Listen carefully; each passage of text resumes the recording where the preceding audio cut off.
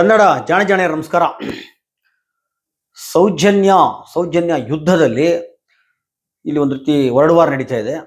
ಇದರಲ್ಲಿ ಮಿತ್ರ ರಾಷ್ಟ್ರಗಳು ಯಾರು, ಶತ್ರು ರಾಷ್ಟ್ರಗಳು ಯಾರು, ಶತ್ರು ರಾಷ್ಟ್ರಗಳು ಏನೆಲ್ಲ ಮಾಡ್ತಾರೆ, ಯಾರವರು, ಈ ದ್ವೀಪ ರಾಷ್ಟ್ರಗಳು ಯಾರು, ಮಿತ್ರ ರಾಷ್ಟ್ರಗಳು ಏನು ಮಾಡ್ತಾವ್ರೆ ಅಥವಾ ಏನು ಮಾಡಬೇಕು, ಇದ್ರ ಮಧ್ಯೆ ಕೆಲವರು ತಮಗೆ ತೋಚಿದಂಥ ಮಾತುಗಳಾಡೋದು, ಅವರವರ ತೀರ್ಪುಗಳು ಕೊಟ್ಬಿಡೋದು. ಕೆಲವರಂತೂ ಅದ್ರ ಬಗ್ಗೆ ಎಂಥದ್ದು ಗೊತ್ತಿರಲ್ಲ, ಸೌಜನ್ಯ ವಿಚಾರದಲ್ಲಿ ಏನೂ ಗೊತ್ತಿರಲ್ಲ ಇವರಿಗೆ. ಇವಾಗ ಏನ್ರಿ ಎಸ್ ಐ ಟಿ ಮಾಡೋಕ್ಕೇನ್ರಿ ರೋಗ, ಎಸ್ ಐ ಟಿ ಮಾಡಿಸ್ರಿ ಅಂತ ಹೇಳೋದು.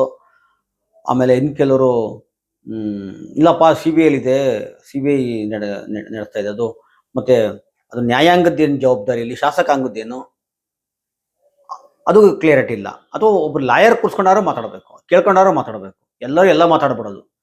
ಎಲ್ಲರಿಗೇನು ಇಲ್ಲ ಲಾ ಬಗ್ಗೆ ಇವರೇ ಮಾತಾಡ್ತಾರೆ, ಕಾನೂನು ಬಗ್ಗೆ ಮಾತಾಡ್ತಾರೆ, ಇಲ್ಲ ಅಂದರೆ ಸಾಮಾಜಿಕವಾಗಿ ಮಾತಾಡ್ತಾರೆ, ರಾಜಕೀಯದ್ದು ಮಾತಾಡ್ತಾರೆ, ಧಾರ್ಮಿಕವಾಗಿ ಮಾತಾಡ್ತಾರೆ, ಇತಿಹಾಸ ಹೇಳ್ತಾರೆ.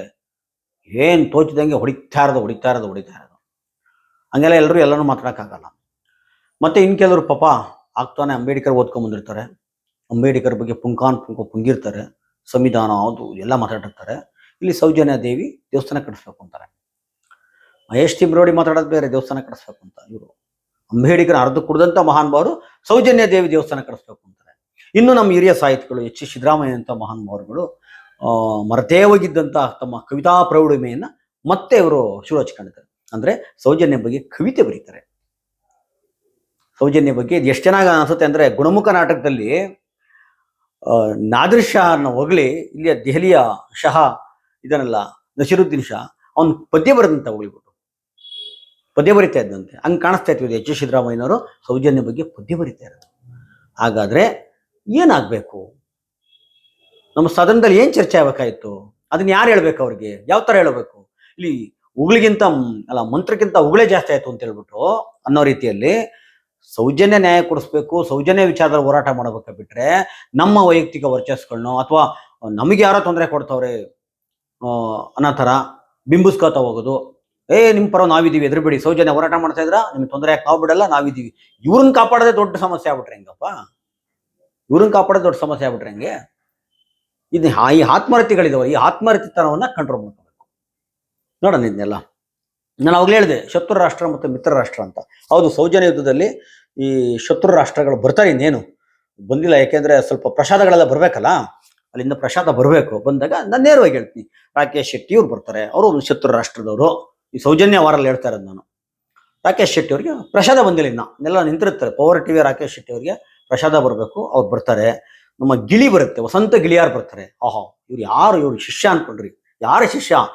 ಇಲ್ಲೇ ರೂಮಲ್ಲಿ ಕೂತ್ಕೊಂಡು ಪಾಕಿಸ್ತಾನದ ಬಗ್ಗೆ, ಪಾಕಿಸ್ತಾನಕ್ಕೆ ಹೋಗಿದ್ದೀನಿ ಶತ್ರು ರಾಷ್ಟ್ರದಲ್ಲಿ ಬೆಳಗೆರೆ ಅಂತೇಳಿ ರೂಮಲ್ಲೇ ಕೂತ್ಕೊಂಡು ಬರ್ದಿದ್ದು, ಪಾಕಿಸ್ತಾನದಲ್ಲಿ ರವಿ ಬೆಳಗೆರೆ ಅಂದ್ಕೊಂಡು ಪಾಕಿಸ್ತಾನ ತೋರಿಸ್ತವ್ರು ಇವರು. ನಟಿ ರೂಪಿಣಿ, ಏಡ್ಸ್ಗೆ ನಟಿ ರೂಪಿಣಿ ಬಲಿ ಅಂತ ಹೇಳ್ಬಿಟ್ಟು ಒಬ್ಬ ನಟಿ ಏಡ್ಸ್ ಬಂದು ಸತ್ತೇ ಹೋಗ್ಬಿಟ್ಲು ರೂಪಿಣಿ ಅಂತೇಳಿ ಬರೆದು ಕೊನೆಗೆ ಕ್ಯಾಕಶ್ ಮಕ್ಕಳಿಸ್ಕೊಂಡಂಥದ್ದು. ಪಾಪ ಬಂದ್ಲು ಜೀವಂತ ಬಾಂಬೆಯಿಂದ. ಇಂಥ ಮಹಾನ್ ಪತ್ರಕರ್ತ ರವಿ ಬೆಳಗೆರೆ ಶಿಷ್ಯಂದ್ರೆ ಯಾರು? ವಸಂತ್ ಗಿಳಿಯಾರ್. ತುಂಬ ಜನ ಇದೆ, ಗೊತ್ತಿದೆಯಲ್ಲ, ಅವ್ರು ಬರ್ತಾರೆ. ಇನ್ನೊಬ್ರು ರವಿ ಬೆಳಗೆರೆ ಭಯಂಕರ ಶಿಷ್ಯ ಅಜಿತ್ ಹನುಮಕ್ಕನವ್ರು ಬರ್ತಾರೆ. ಅಜಿತ್ ಹನುಮಕ್ಕನವ್ರು ಬರ್ತಾರೆ, ಅವ್ರು ಸ್ಟಾರ್ಟ್ ಮಾಡ್ತಾರೆ. ಅವಾಗ ಸ್ಟಾರ್ಟಿಂಗು ನಾನು ಯಾರನ್ನ ಇಂಟ್ರೂ ಮಾಡಿದ್ದೆ, ಹೆಗಡೆಯವರು ಇಂಟ್ರೂ ಮಾಡಿದ್ದು, ರುದ್ರಮುನಿ ಅವ್ರನ್ನ, ಅಲ್ಲಿಯ ಇನ್ವೆಸ್ಟಿಗೇಷನ್ ಆಫೀಸರ್ನ, ಇವರೆಲ್ಲ ಇಂಟ್ರೂ ಮಾಡಿದ್ದೆ ಅಂತೇಳಿ ಅವ್ರು ಬರ್ತಾರೆ. ಮತ್ತಿನ್ನು ಈ ಮೊದಲೇ ಬಂದ್ಬಿಟ್ಟ ಕೆಲವು ಪಾಪ ಈ ದ್ವೀಪ ರಾಷ್ಟ್ರದ ಅವ್ರಿಗೆ ಸೈನ್ಯ ಇಲ್ಲ, ಬಲ ಇಲ್ಲ, ಬಾಂಬ್ಗಳಿಲ್ಲ, ಕತ್ತಿ ಗುರಾಣಿಗಳು ಇಲ್ಲ. ಸಣ್ಣ ಸಣ್ಣ ದ್ವೀಪ ರಾಷ್ಟ್ರಗಳು, ಈ ಕಿರಿಕೀರ್ತಿ ಅಂತಾರೋ, ಅವ್ನು ಯಾರು ಸೂರಿ ಎಂತನಪ್ಪ, ಅವ್ನು ಪುನೀತ್ ಕೆರೆಹಳ್ಳಿ ಅಂತಾರೋ, ಅವ್ನು ಮಧುಗಿರಿ ಮೋದಿ ಅಂತಾರೋ, ಇವರೆಲ್ಲ ಬಂದ್ಬಿಡ್ತಾರೆ. ಪಾಪ ಇವ್ರು ಅಪೆಪರಿಗಳು, ಇವ್ರು ಪ್ರಸಾದ ಸಿಗುತ್ತೋ ಬಿಡುತ್ತೋ ಗೊತ್ತಿಲ್ಲ. ಅಲ್ಲೆಲ್ಲ ಉದುರುತ್ತಲ್ಲ ಪ್ರಸಾದ, ಅದನ್ನ ಆಯ್ಕೊಳಕ್ ನೋಡ್ಕಾತಿರ್ತಾರೆ. ಇಲ್ಲ ಉದುರುತ್ತಾ, ಕೈ ಸಂಧಿ ಏನಾದ್ರು ಉದುರು ಬಿಡುತ್ತಾ, ಬೆರಳು ಸಂಧಿ ಉದುರಿ ಎಲ್ಲರೂ ಆಯ್ಕೆ ಮಾಡೋಣ ಅಂತೇಳಿ ಮೊದಲೇ ಬಂದು ರೆಡಿ ಆಗಿಬಿಟ್ಟಿದ್ದಾವೆ ಇವರೆಲ್ಲ ಸಣ್ಣ ಸಣ್ಣ ದ್ವೀಪ ರಾಷ್ಟ್ರಗಳು. ಈ ದೊಡ್ಡ ರಾಷ್ಟ್ರಗಳು ಅಂದರೆ ರಾಕೇಶ್ ಶೆಟ್ಟಿ, ಪವರ್ ಟಿವಿ, ಅಜಿತ್ ಹನುಮಕ್ಕನವರು, ಗಿಳಿಯಾರು, ಇಂಥರೆಲ್ಲ ಬರ್ತಾರೆ. ಎಲ್ಲ ಬರ್ತಾ ಇರ್ತಾರೆ. ಅಲ್ಲ, ಗಿಳಿ ಕುತ್ಕೊ ಅದನ್ನು ಹೇಳ್ತೀನಿ ಏನು ಮಾಡ್ತಾರೆ ಅಂತ. ಈ ಗಿಳಿ ಏನು ಮಾಡುತ್ತೆ ಅಂದರೆ, ಗಿಳಿಯಾರು ನಿಮಗೆ ಗೊತ್ತು, ಸುಮ್ಮನೆ ನಾನು ಅದನ್ನ ಕೇಳ್ತಾ ಇಲ್ಲ, ನಾನು ಯಾರ ಕಡೆಗೂ ಇಲ್ಲ, ತಟಸ್ಥವಾಗಿದ್ದಂತೆ ಹೋಗೋದು, ಸುಮ್ಮನೆ ಹೋಗಿ ವಿಡಿಯೋ ಮಾಡ್ಕೊಂಡ್ಬಿಡೋದು. ಕೆಲವು ಮಾತಿನ ತೇವಲಿರುತ್ತಲ್ಲ, ಈ ಸೌಜನ್ಯ ಮಾವ ಇದ್ದೊಬ್ಬ ವಿಠಲ್ ಗೌಡ ಅಂತ ಹೇಳ್ಬಿಟ್ಟು, ಇವನಿಗೆ ಒಂಥರ ದೊಡ್ಡ ಮಾತಿನ ತೇವಲಿ. ಇವನಿಗೆ ಈ ಸುಮ್ಮನಿರ್ರಿ, ಮಾತಾಡ್ಬೇಕು ಹೋಗ್ಬಿಡಿ, ತಗಲಾಕತ್ತೀರ ಅಂದ್ರೆ ಕೇಳಲ್ಲ. ಇಂಥವ್ರನ್ನ ಹೋಗೋದು, ಶೂಟ್ ಮಾಡ್ಕೊಂಬಿಡೋದು. ತನಗೇನು ಬೇಕು ಕೇಳ್ಕೊಳೋದು, ತನಗೆ ಬೇಕಾದನ್ನ ಬೇಕಾದ ಇಟ್ಕೊಂಬಾಕಿದ್ರೆ ಕಟ್ ಮಾಡಿ ಬಿಸಾಕ್ಬಿಡೋದು. ಈ ಗಿಳಿ ಕತೆ. ಈಗ ಲೈವಿಗೆ ಬಂದರೆ ಎಂಥದ್ದು 120 ಸೆಕೆಂಡ್ ಸಾಕು ಗಿಳಿ ಬಾಯಿ ಮುಚ್ಚಕ್ಕೆ, ಅದು ಬೇರೆ ಪ್ರಶ್ನೆ. ಮತ್ತೆ ಅಜಿತ್ ಹನುಮಕ್ಕನವ್ರು ಗೊತ್ತಲ್ಲ, ಹಳೇ ವಿಡಿಯೋ ಹಾಕ್ತಾನೆ ಮತ್ತೆ, ನೋಡಿ ನಾನು ಅವಾಗ ಮಾಡಿದ್ದೆ, ಇಂಥವ್ರು ಇಂಟರ್ವ್ಯೂ ಮಾಡಿದ್ದೆ ಅಂದ್ಕೊಂಡು. ಇನ್ನು ಈ ರಾಕೇಶ್ ಶೆಟ್ಟಿ ಅವ್ನು ಮಾತಾಡೋದು ಯಾರಿಗೂ ಅರ್ಥ ಆಗಲ್ಲ, ತಾಳ ಬುಡ ಅರ್ಥ ಆಗಲ್ಲ. ಇದ್ದಕ್ಕಿದ್ದೇ ಅಮೆರಿಕ, ಇದ್ದಕ್ಕಿದ್ದಂಗೆ ಲಂಡನ್, ಇದ್ದಕ್ಕಿದ್ದಂಗೆ ಧರ್ಮಸ್ಥಳ, ಇದ್ದಕ್ಕಿದ್ದಂಗೆ ಎಲ್ಲೋ ನಿಮ್ಗೆ ಅರ್ಥ ಹಾಕೇ ಬಿಡಲ್ಲ, ಆ ಮಟ್ಟಕ್ಕೆ ಹೊಡಿತಾನೆ ನೆಕ್ಸ್ಟ್ ನೋಡ್ತಾರೆ. ಇದು ಶತ್ರು ರಾಷ್ಟ್ರಗಳ ಕಥೆ. ಆದರೆ ನಮ್ಮ ಮಿತ್ರ ರಾಷ್ಟ್ರಗಳು ಏನು ಮಾಡ್ತಾವ್ರೆ, ನಮ್ಮ ಮಿತ್ರ ರಾಷ್ಟ್ರಗಳು ಹೇಳಿಲ್ವಾ, ಸೌಜನ್ಯಗಿಂತ ಇವ್ರದೇ ವಿಜೃಂಭಣೆ ಜಾಸ್ತಿ ಆಗ್ಬಿಟ್ಟಿದೆ. ಅಯ್ಯೋ ನಮ್ಗೇನೋ ಜಾಗ ಕೊಟ್ಟಿಲ್ಲ, ಅಥವಾ ಇನ್ನೇನೋ ನಮಗೆ ಟ್ರೆಕ್ ಮಾಡ್ತಾವ್ರೆ, ತೊಂದರೆ ಕೊಡ್ತಾವ್ರೆ. ನಿಮಗೆ ಯಾರಪ್ಪ ಯಾರಾದರೂ ಬ್ಲ್ಯಾಕ್ ಮೇಲ್ ಮಾಡ್ತಿದ್ರೆ ಮತ್ತೊಂದು ಮಾಡ್ತಾರೆ, ನಂಬರ್ ಇರಲ್ವಾ, ಕೊಡಿ ಕಂಪ್ಲೇಂಟು. ನನ್ಗೆ ಯಾರೋ ಬ್ಲ್ಯಾಕ್ ಮೇಲ್ ಮಾಡ್ತಾವ್ರೆ, ಇನ್ನೇನೋ ನನ್ನ ಸಮಸ್ಯೆ ಆಗಿದೆ, ಇವ್ರನ್ನೇ ನಮ್ಗೆ ಜಾಗ ಕೊಡ್ತಾ ಇಲ್ಲ ಅದು ಬಿಂಬಿಸ್ಕೊಂಡು. ಮತ್ತೆ ಇನ್ನು ಕೆಲವರು ಸೌಜನ್ಯ ದೇವಿ ದೇವಸ್ಥಾನ ಕಟ್ಬೇಕಂತೆ. ಏನ್ರಿ ಮಾತಾಡ್ತೀರಾ, ಅಂಬೇಡ್ಕರ್ ಓದ್ಕೊಂಬಂದ್ರಲ್ರಿ ನೀವೆಲ್ಲ. ತಿಮ್ರೋಡಿ ಮಾತಾಡೋದು ಬೇರೆ, ಸೌಜನ್ಯ ದೇವಿ ದೇವಸ್ಥಾನ ಕಟ್ಟಿಸುತ್ತೆ. ನೀವೇನು ಹೇಳ್ತಾ ಇದ್ರ ಸೌಜನ್ಯ ದೇವಿ ದೇವಸ್ಥಾನ ಕಟ್ಟಿಸ್ಬೇಕು ಅಂತ? ಆಯ್ತಪ್ಪ, ದೇವಸ್ಥಾನ ಕಟ್ಟಿಸಿದ್ರು, ಅದು ಒಂದು 100 ವರ್ಷ 50-100 ವರ್ಷ ಕಳೆದ್ಮೇಲೆ ಇದೇ ತರ ದೊಡ್ಡ ಆರ್ಥಿಕವಾಗಿ ಎಲ್ಲ ಜನ ಬರೋ ತರ ದೊಡ್ಡ ಮಟ್ಟದಲ್ಲಿ ಬೆಳೀತು. ಅವಾಗ ಏನಾಗುತ್ತೆ, ಇನ್ನೊಬ್ಬ ಇದೇ ತರ ರೇಪಿಸ್ಟೇ ಬಂದು ಕುತ್ಕೊಳೋದಲ್ಲಿ ಅಧಿಕಾರ, ಹಣ, ಮತ್ತೊಂದು ಎಲ್ಲ ಬಂದಾಗ, ನಾನು ಏನು ಹೇಳಿದ್ರು ನಡೀತಿದ್ದೆ ಅನ್ನೋ ದಿಮಾಕ್ ಬಂದಾಗ ಅದು ಅದೇ ಆಗೋದು. ಅದು ಬೇಕಾ ನಿಮ್ಗೆ? ಅದು ಬೇಕಾ ಸ್ವಾಮಿ? ಇನ್ನು ನಮ್ಮ ಸಿದ್ದರಾಮಯ್ಯ ಅಂತ ಲೇಖಕರು ಎಂಥದ್ದು ಪದ್ಯ ಬರೆದವರಂತೆ, ಕವಿತೆ ಎಲ್ಲ ಬರೆದು ಮರ್ತೋಗಿದ್ದಂಥ ತಮ್ಮ ಕವಿತಾ ಪ್ರೌಢಿಮೆಯನ್ನು ಮತ್ತೆ ಮೆರೆಯಕ್ಕೆ ಕೊಟ್ಟಿದ್ದಾರೆ. ದಯವಿಟ್ಟು ನನಗನ್ಸ್ತಾ ಇರೋದು, ಈಗ ಆಗಬೇಕಾಗಿರೋದು ಸದನದಲ್ಲಿ ಚರ್ಚೆ ಆಗಬೇಕು. ಅಧಿವೇಶನ ನಡೀತಾ ಇದೆ, ಸದನದಲ್ಲಿ ಚರ್ಚೆ ಆಗಬೇಕು. ಅದಕ್ಕೆ ನೀವು ಬರೀ ಕೂತ್ಕೊ ಫೇಸ್ಬುಕ್ಕಲ್ಲೋ ಮತ್ತೊಂದು ಕೂತ್ಕೊಂಡು ಮಾತಾಡ್ರೆ ಆಗಲ್ಲ, ಬರೆದ್ರೆ ಆಗಲ್ಲ. ನಮ್ಮ ತೋರ್ತ ನಮ್ಗೆ ಯಾರು ಕಾಂಟ್ಯಾಕ್ಟ್ ಇಲ್ಲ, ನಾವು ಹಿಂಗೆ ಮಾತಾಡ್ಬೇಕಾಗತ್ತೆ. ನಿಮಗೆ ಕಾಂಟ್ಯಾಕ್ಟ್ ಇದೆಯಲ್ಲಪ್ಪ ತುಂಬ ಜನಕ್ಕೆ. ಸಿದ್ದರಾಮಯ್ಯನವ್ರಿಗೆ, ಮುಖ್ಯಮಂತ್ರಿ ಸಿದ್ದರಾಮಯ್ಯನವರು ಭಾಳ ಇವರು ಅವ್ರಿಗೆ ರೈಟ್ ಹ್ಯಾಂಡ್ ಲೆಫ್ಟ್ ಹ್ಯಾಂಡ್ ಇದ್ದಂಗಿದ್ದಾರೆ. ನಮ್ಮ ಲೇಖಕ, ಕವಿ, ಸಾಹಿತಿ ಸಿದ್ದರಾಮಯ್ಯನವರು ಮುಖ್ಯಮಂತ್ರಿ ಸಿದ್ದರಾಮಯ್ಯನವ್ರಿಗೆ ಭಾಳ ಆತ್ಮ ಇದ್ದಾರೆ. ಹೇಳ್ಬೋದಲ್ಲ, ಸ್ವಾಮೀಜಿ ಸದನದಲ್ಲಿ ಚರ್ಚೆ ಮಾಡಿ ಸೌಜನ್ಯನ ಅಂತ. ಇನ್ನೂ ತುಂಬ ಜನ ವಿಧಾನಸೌಧದಲ್ಲಿ ಫೋಟೋ ಹಾಕೋಣವ್ರು, ಹೋಗಿ ಮಂತ್ರಿಗಳ ಹತ್ರ MLA ಹತ್ರ ಫೋಟೋ ತೋರಿಸ್ಕೊಳೋರು ಅಂತ ನಿಮ್ಗೆಲ್ಲ ತುಂಬಾ ಪರಿಚಯ ಇದ್ದಾರೆ. ದಯವಿಟ್ಟು ಹೇಳಿ, ಒಂದು ಫೋನ್ ಮಾಡಿಸಿ. ಇಲ್ಲ ಸುಮ್ಮನೆ ಅದು ಬರೀ ಫೋಟೋ ತೆಗೆಸ್ಕೊಳಕ್ ಅಷ್ಟೇನೆ, ಅವ್ರು ಯಾರೋ ಪರಿಚಯ ಇಲ್ಲ, ಸುಮ್ಮನೆ ಬಿಲ್ಡಪ್ ಕೊಟ್ಟಿದ್ವಿ ಅಂತ ಅಂದ್ರೆ ಕೊನೆಗೆ ಅವ್ರ PA ಅಲ್ಲಿ ಯಾರೋ ವಿಧಾನಸೌಧ ಇರ್ತಾರೆ, ಅವ್ರಿಗಾರ ಹೇಳಿ ಚರ್ಚೆ ಮಾಡಿಸಿ ಅಂತ ಹೇಳ್ಬಿಟ್ಟು. ಸದನದಲ್ಲಿ ಚರ್ಚೆ ಆಗ್ಬೇಕಿದು ಸೌಜನ್ಯ ವಿಚಾರ. ಯಾಕೆಂದ್ರೆ ನೋಡಿ, ಸೌಜನ್ಯ ವಿಚಾರದಲ್ಲಿ ಯಾರು ಏನೇ ಬಡ್ಕೊಂಡ್ರು ಸಹ ಇವತ್ತು ಉಳಿದಿರೋ ಸಾಕ್ಷಿ. ಇವತ್ತು ಇನ್ವೆಸ್ಟಿಗೇಷನ್ ಮಾಡಿದ್ರಲ್ಲ ಮೊದಲು ಆಫೀಸರ್ಗಳು, ಕೆಲವು ಸತ್ತೋಗಿದ್ದಾರೆ, ಕೆಲವು ಬದುಕಿದ್ದಾರೆ.